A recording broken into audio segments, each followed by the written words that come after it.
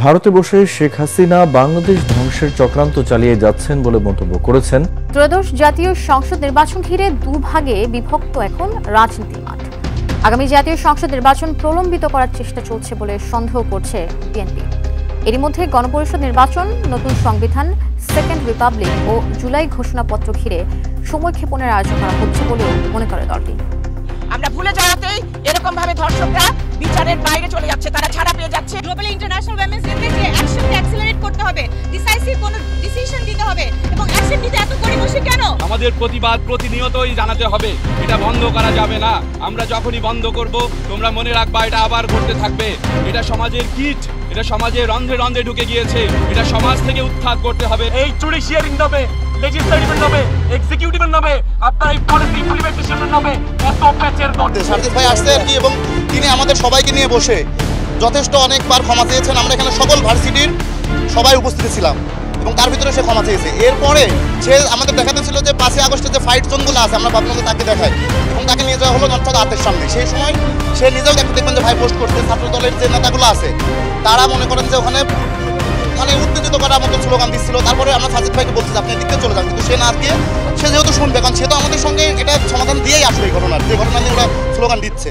তারপরে সে যাওয়ার পরে তাকে মানে একদম আক্রোশমূলক কোনো সমাধান, মানে আমার যদি একটা মেন্টালিটি থাকে যে আমি কোনো সমাধানে আসবো তাহলে তো কথা একরকম হবে, কিন্তু কথা অন্যরকম, আক্রমণাত্মক। তারপরেই এরকম ভাইকে ধরছে 4-5 জন, তবু ভাইকে ধরছে। আমি ঠেকাইতে গেছি, এর ভিতরে ঠেকাই যাওয়ার পরে আমরা ওইদিকে ছিটকে গেছি। ছিটকে যাওয়ার পরে একদম ফলো করছে যে আমার হাতে রক্ত পড়ছে।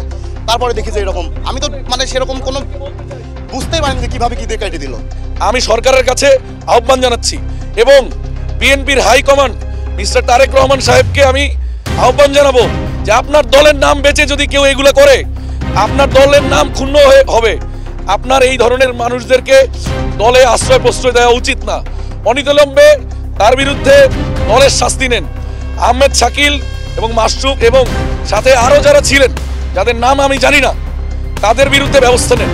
আমার এখানে আমাদের সম্মিলিত বেসরকারি বিশ্ববিদ্যালয়ের ছাত্রদলের নেতারা আছেন এবং বৈষম্য বিরোধী ছাত্রদল আন্দোলনের নেতারাও এখানে উপস্থিত আছেন। আমি তাদেরকে সবাইকে বলতে চাই, আমি কোনো দলের না, মুস্তাক তাহমিদ দলের কোনো দলের সাথে যুক্ত না। আমি একজন সাধারণ শিক্ষার্থী, আপনারা আমাকে নিয়ে খোঁজখবর নেন। কিন্তু আজকে আমার যে অবস্থা, এই অবস্থার জন্যে অপরাধী কোনো দলের হতে পারে না ভাই। আপনারা এই বিচার এনশিওর করবেন। আমরা 17 বছর ফ্যাসিস্ট হাসিনার সময় এই ধরনের কর্মকাণ্ড ছাত্রলীগের দ্বারা দেখেছি। ছাত্রলীগ এগুলো করে দলের ব্যানারে পার পেয়ে গেছে। এই জন্য আজকে আওয়ামী লীগের অবস্থা। আপনারা কোনো দল এই ধরনের সাপোর্ট করবেন না।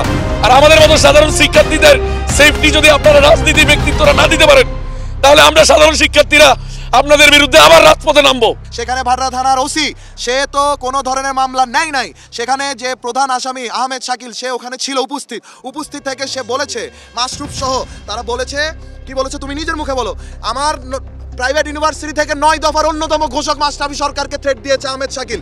এবং আমাকে নিয়ে যখন নিউজ করা হয়েছিল তখন বলা হয়েছিল তারেক রহমান ভাই থেকে আমি ফান্ডিং নিয়ে আমি আন্দোলন করেছি। ভাই আমি আপনাকে নিউজের মাধ্যমে বলে দিতে চাই, আপনার দলের অন্য ছেলেদের নামে আসে নাই, আমাদের নামে এসেছে। তাহলে বুঝে নিন আমরা কারা।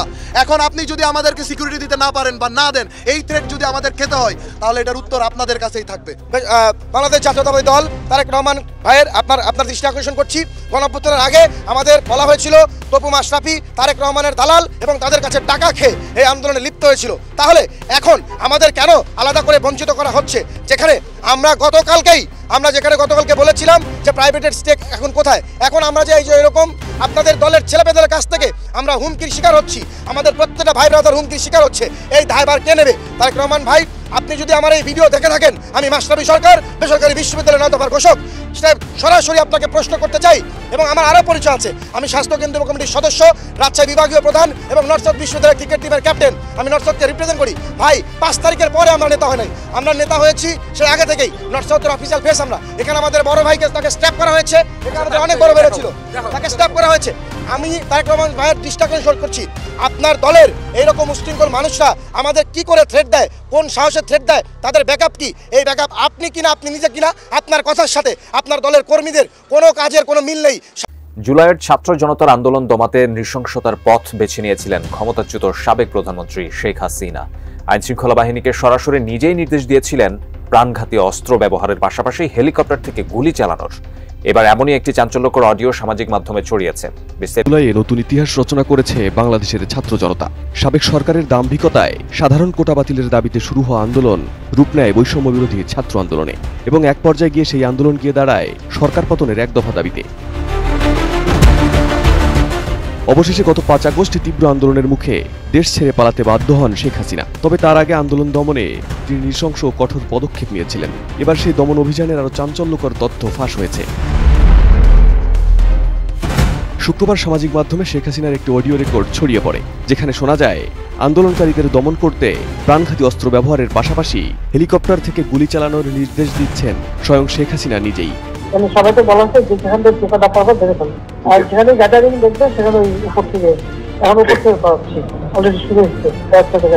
যদিও অডিও ফাঁসের বিষয়টি প্রথম সামনে আনেন অনলাইন অ্যাক্টিভিস্ট ও রাজনৈতিক বিশ্লেষক পিনাকি ভট্টাচার্য। গত 28 জানুয়ারি নিজের ভেরিফাইড ফেসবুক অ্যাকাউন্টে পোস্ট করে এই অডিও হাতে পাওয়ার দাবি করেন তিনি।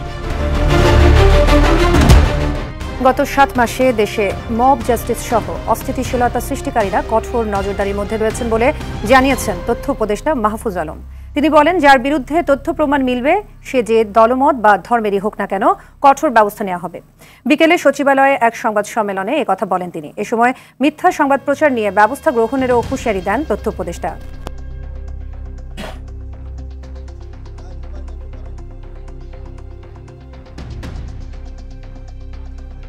যে যেখানে মব জাস্টিস করছে সবই আমরা গোয়েন্দা সংস্থার অ্যাক্টিভ আছে।